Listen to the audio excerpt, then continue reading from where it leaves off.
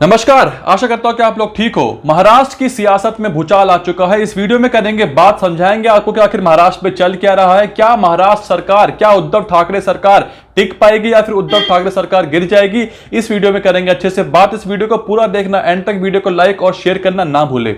शुरुआत से शुरू करते हैं। 2019 में बीजेपी और शिवसेना ने साथ मिलकर चुनाव लड़ा था। अक्सर बीजेपी और शिवसेना साथ मिलकर ही चुनाव लड़ती है, लेकिन नतीजे आने के बाद जहां बीजेपी ने सरकार बना ली थी शिवसेना के साथ मिलकर, बीजेपी को करीब 106 सीट मिली थी अकेले की, बाकी शिवसेना की 56 सीटें मिलाकर बहुमत का आंकड़ा क्रॉस हो गया था। लेकिन फिर शिवसेना ने जो है बीजेपी को छोड़कर एनसीपी और कांग्रेस के साथ अलायंस बना लिया और उस अलायंस का नाम दिया गया MVA, यानी कि महाविकास आघाड़ी सरकार। तो शिवसेना की 56 सीटें यानी कि 56 सीटें, एनसीपी की 53 सीटें यानी कि 53 सीटें और कांग्रेस की 44 सीटें यानी कि 44 सीटें, इन सब सीटों को मिलाकर जो बहुमत का आंकड़ा था वो करीब 169 बन गया था, जो कि बहुमत से ज्यादा है। बहुमत के लिए 145 चाहिए होते हैं, क्योंकि जो महाराष्ट्र असेंबली है उसमें 288 सीटें हैं, जिसमें से 145 बहुमत का आंकड़ा है। तो बहुमत का आंकड़ा पार करके जहां एक तरफ देवेंद्र फडणवीस सीएम बन रहे थे महाराष्ट्र के, उसके बाद शिवसेना के अलग होने के बाद उद्धव ठाकरे को बना दिया गया महाराष्ट्र का सीएम।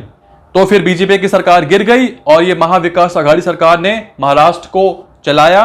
लेकिन 3.5 साल के बाद ही, अभी 3.5 साल पूरे ही हुए थे, 2024 में इलेक्शन है महाराष्ट्र के, अब यह खबर सामने आ रही है कि कहीं ना कहीं महाराष्ट्र सरकार गिर सकती है, उद्धव ठाकरे की कुर्सी को खतरा हो सकता है।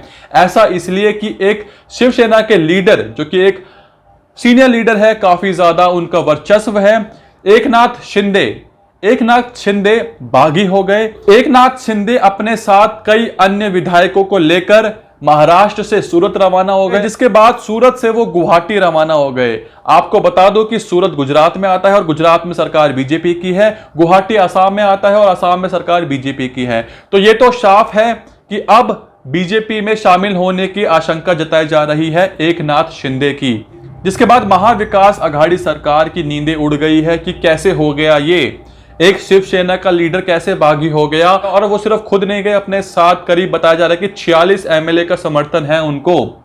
आपने स्पेशल 26 देखी होगी, लेकिन ये स्पेशल 46 है, जिसमें एकनाथ शिंदे ने पूरे के पूरे पासे पलट दिए हैं, पूरी की पूरी टेबल जो है अब टर्न हो चुकी है।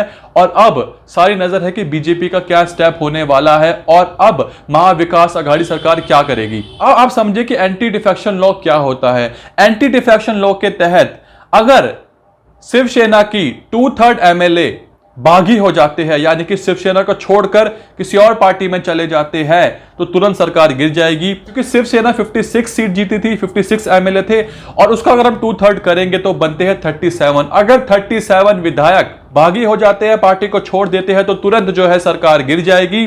लेकिन अभी जो कयास लगाए जा रहे हैं, फिलहाल जो लिस्ट सामने आई है वो मैं आपको दिखा देता हूं। ये एक एक्सक्लूसिव लिस्ट है। ये है वो 36 विधायक जिनके सिग्नेचर आप देख सकते हैं, जो कि बागी बन चुके हैं शिवसेना से और अब वो बीजेपी में शामिल होने वाले हैं। लेकिन जो आंकड़ा सामने रखा है एकनाथ शिंदे ने, उन्होंने बोला है कि मेरे साथ 46 विधायक है, 46 विधायक है। लेकिन अभी देखते हैं कि कितने विधायक सामने आ पाते हैं। 46 एक बहुत बड़ा आंकड़ा आएगा। 46 में से अगर 40 भी हो जाते हैं तो भी सरकार गिरना निश्चित है। लेकिन अगर 37 मिनिमम क्राइटेरिया है एंटी डिफेक्शन लॉ को प्रिवेंट करने के लिए, उसको हटाने के लिए, अगर 37 विधायक हो जाते हैं बागी, तो तय है कि एंटी डिफेक्शन लॉ काम नहीं करेगा और ये सरकार जो अभी प्रेजेंट में है वो गिर जाएगी। अब जानते हैं कि एकनाथ शिंदे कौन है। एकनाथ शिंदे एक बहुत ही सीनियर लीडर है शिवसेना के। 4 बार वो इलेक्शन जीत चुके हैं।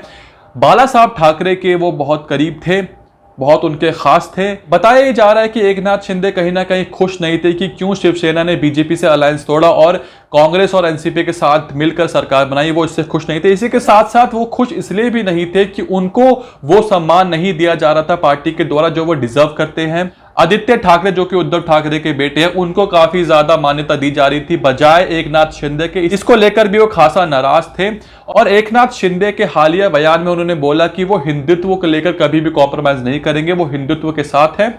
और कहीं ना कहीं ये एक बड़ी वजह बताई जा रही है। आपको बता दो कि शिवसेना, जो कि बाला साहब ठाकरे की पार्टी थी, जिनकी मैं बहुत रिस्पेक्ट करता हूं, वो मेरे one of the favourite leader रह चुके हैं। काफी बेबाक थे, डंके की चोट पर बोलते थे और वो खुद बोलते थे कि मैं एक हिंदू हूं, मैं एक मैड हिंदू हूं। तो उसको लेकर शिवसेना का गठन हुआ था। लेकिन कहीं ना कहीं एकनाथ शिंदे का ये कहना है और ये लोगों का मानना भी है कि शिवसेना उस वो हिंदुत्व वाले ट्रैक से कहीं ना कहीं हट गई थी, उनका ट्रैक चेंज हो गया था एनसीपी और कांग्रेस से मिलने के बाद। इसको लेकर भी एकनाथ शिंदे खासा नाराज थे पार्टी को लेकर और इसी की वजह से उन्होंने फैसला लिया अलग हटने का।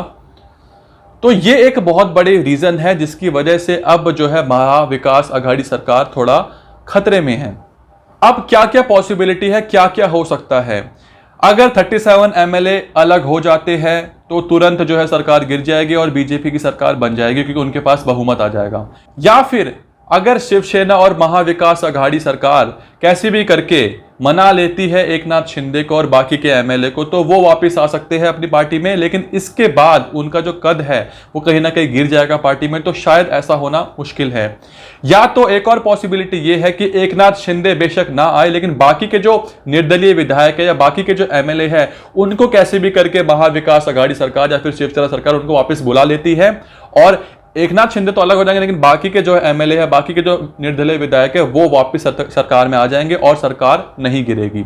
या फिर ऐसा हो सकता है कि अगर 2/3 मेजॉरिटी नहीं अलग होती है, बागी नहीं होते हैं, तो जितने भी लोग बागी हुए हैं वो अपना इस्तीफा दे देंगे और इस्तीफा देने के बाद सरकार गिर जाएगी, फिर से चुनाव होगा और उसमें शायद बीजेपी को जीत मिलेगी और बीजेपी की सरकार बन जाएगी जिसमें देवेंद्र फडणवीस सीएम होंगे और कहीं ना कहीं डिप्यूटी सीएम की पोस्ट में एकनाथ शिंदे को रखा जाएगा।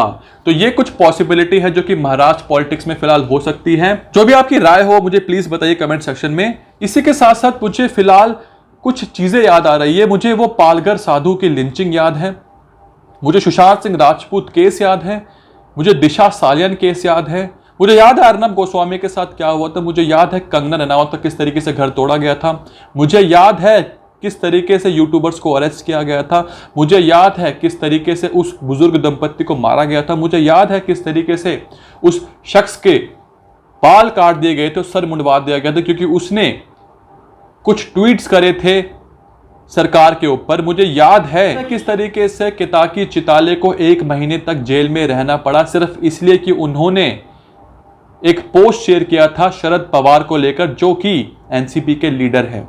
मुझे याद है किस तरीके से सुशांत सिंह राजपूत केस में लापरवाही बरती गई थी, किस तरीके से रेया चक्रवर्ती को इतना ज्यादा सम्मान दिया जा रहा था, इस तरीके से उसको प्रोटेक्शन करी जा रही थी जैसे कि वो देश की प्रधानमंत्री हो। देखते हैं क्या होता है महाराष्ट्र पॉलिटिक्स में, क्या महाविकास आघाड़ी सरकार अपनी सत्ता को बचाए रख पाती है, क्या उद्धव ठाकरे की कुर्सी बच पाती है या फिर फेरबदल होगा और बीजेपी की सरकार बनेगी। जो भी होगा वो आपके सामने आ जाएगा, मैं आपके सामने लेके आ जाऊंगा। इस वीडियो को लाइक प्लीज करें, इस वीडियो को शेयर करें ताकि वीडियो बाकी लोगों तक पहुंचे।